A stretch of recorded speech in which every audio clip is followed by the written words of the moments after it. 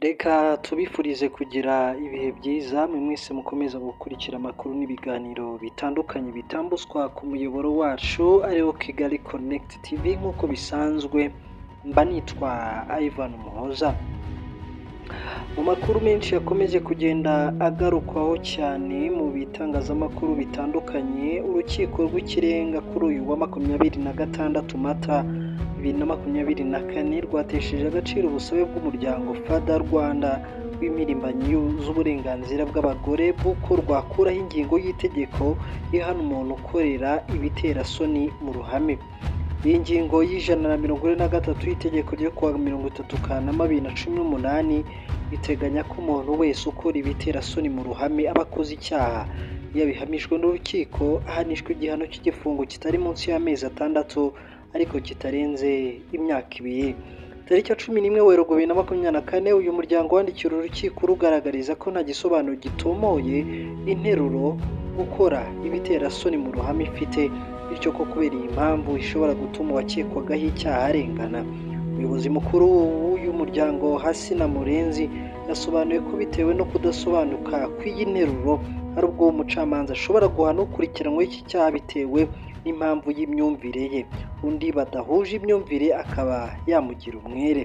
Uyu muryango wagaragaje ko iyi ngingo inyuranya n'izirimo ya 13 y'itegeko nshinga iha buri wese uburenganzira ku buzima bwe bwite. Iyi ngingo ikaba igira ati umuntu ni umunyagitinyiro kandi n'indahungabanywa. Leta ifite inshingano yo kumwubaha, kumurinda no kumurengera. Urukiko rw'ikirenga rwanzuye ko ingingo y'143 y'itegeko itanyuranya n'ingingo ya 13 n'iya 15 n'iya 16 z'itegeko nshinga rya Repubulika y'u Rwanda ku bijyanye n'ubudahangarwa bw'umuntu ndetse n'uburinganire. Urukiko rw'ikirenga rwasobanuye ko nta kigaragaza ko habaho gusobanura mu buryo butandukanye interuro gukora ibiterasoni mu ruhame no kuba abacamanza bafata imyanzuro yerekeye kuri iyi ngingo bashingiye ku myumvire yabo. Imbarutso y'ubu busabe yabaye ikurikiranwa ry'umukobwa witwa Mugabekazi Liliane watawe muri yombi muri 2012 nyuma yo kugaragara muri BK Arena yambaye imyambaro bamwe bemeza ko yerekanaga ingingo z'umubiri z'ibanga. Urukiko rwafashe umwanzuro w'uko Mugabekazi afungwa by'agateganyo ariko yaje gufungurwa tariki 19 Kanama 2022 hashingiwe ku busabe bw'ubushinjacyaha. Kuva ubwo urubanza rwe rwongeye kuba. Mu makuru menshi yabaye yakomeje kugenda agarukwaho cyane mu yandi avugwa nuko abapolisi b'u Rwanda n'aba Centrafrica basoje amasomo y'icyiciro cya 12 cy'amasomo y'ibanze y'umutwe wihariye wa polisi Basic Special Force Course. Berekanye ibyo bamaze amezi 6 bigishwa. N'amasomo yitabiriwe n'abagera kuri 283 barimo 33 baturutse mu nzego z'umutekano za Centrafrica. Aya masomo ahabwa umubare w'abapolisi batoranyijwe akaba agamije kubongerera ubumenyi mu guhangana n'ibibazo no gukora mu bihe bigoye by'umutekano no kubasha kubyitwaramo neza. Aya masomo yari amaze amezi 6 abera mu kigo cya polisi gitangirwamo amahugurwa yo kurwanya iterabwoba CTTC giherereye mu Mayange mu karere ka Bugesera. Umuyobozi wa polisi y'u Rwanda CG Felix Namuhoranye yayoboye umuhango kuri uyu wa 26 Mata 2024 yari kumwe n'umuyobozi mukuru wa polisi ya Repubulika ya Centrafrica Bienveni Zokowe. Mu yandi makuru kandi twakomozaho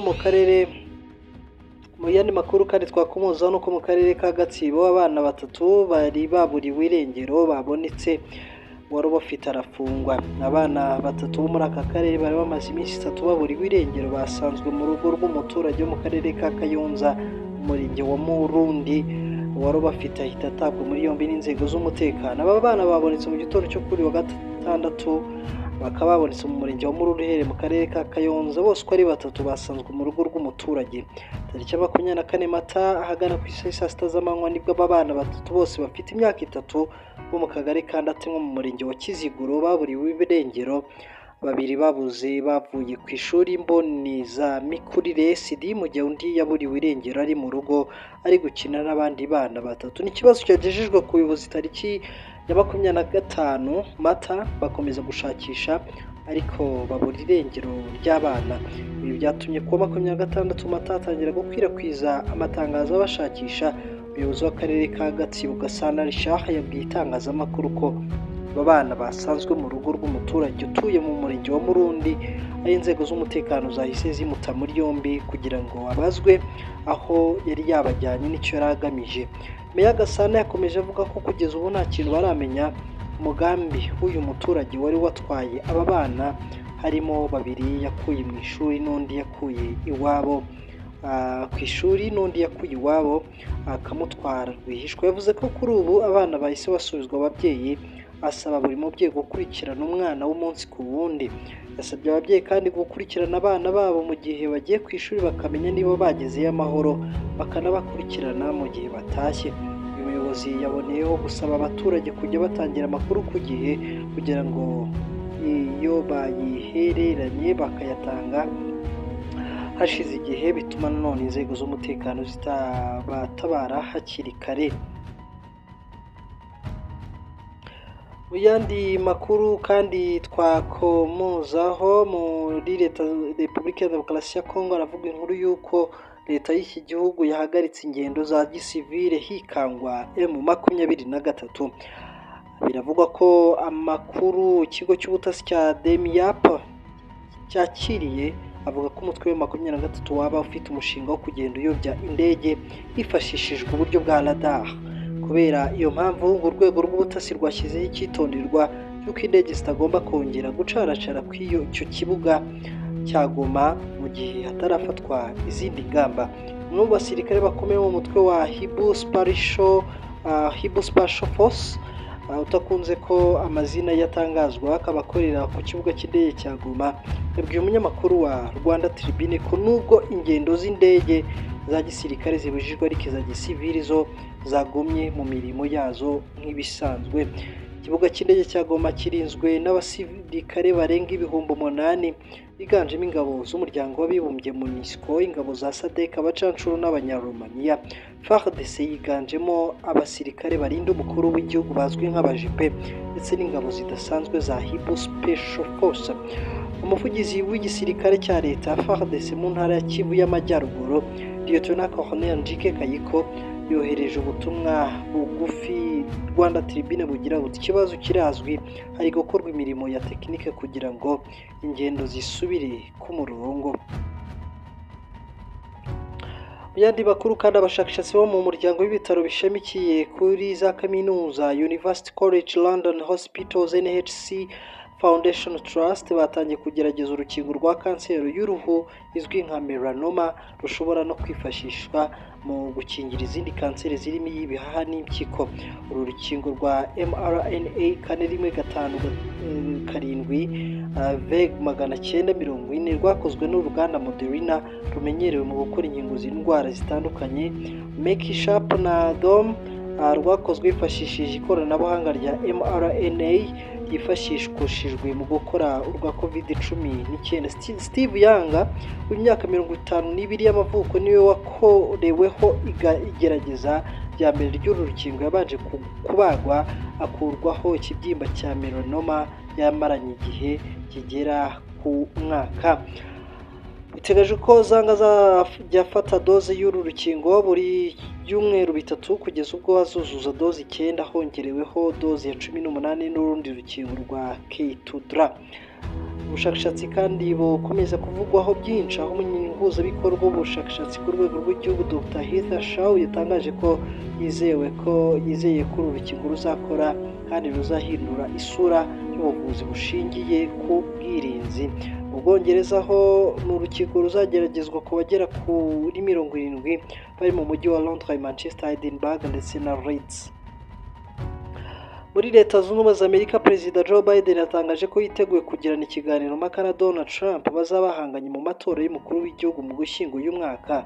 Ubwo yabazwaga na Holsteins wari wamwakira mu kiganiro niba koko yiteguye kugirana ikiganiro mpaka na Donald Trump, uyu mugabo w'imyaka 81 wo mu ishyaka ry'Abademokrate yasubije agira ati nzabikora ahantu runaka, sinzi igihe, mbitegerezanyije amatsiko menshi.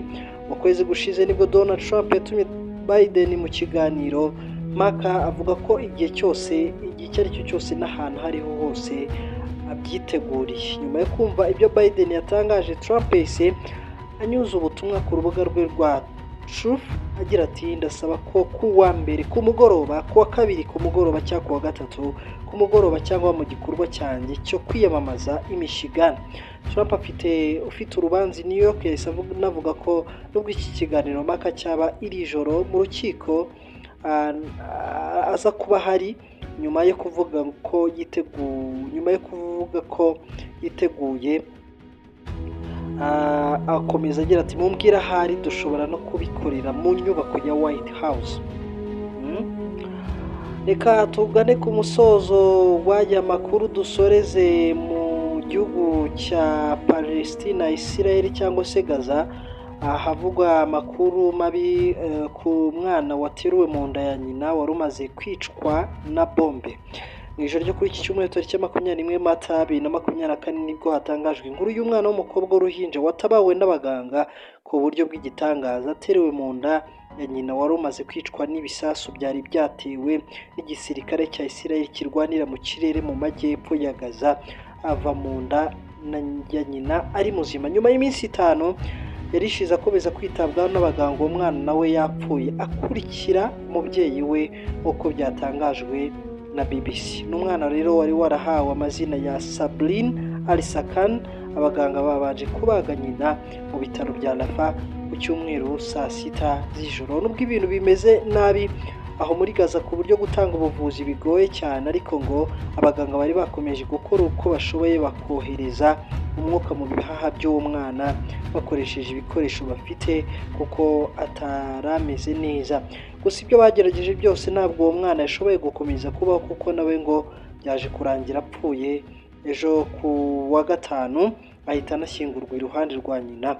Uwo mwana w'uruhinja wari wahawe izina rya Sabrine abaye umwe mu bana 16 bishwe n'ibitero bibiri byagabwe n'ingabo za Israel zirwanira mu kirere mu bitaro bya Rafah mu mpera z'icyumweru gishize. Abo bose ngo bishwe n'igisasu cyo mu bwoko bwa bombe cyaguye ku nzu babagamo, ntiharokoka n'umwe. Reka bifurize kugira ibihe byiza cyane mwese mukomeza gukurikira amakuru n'ibiganiro byacu kuri Kigali Connect TV. Mba nitwa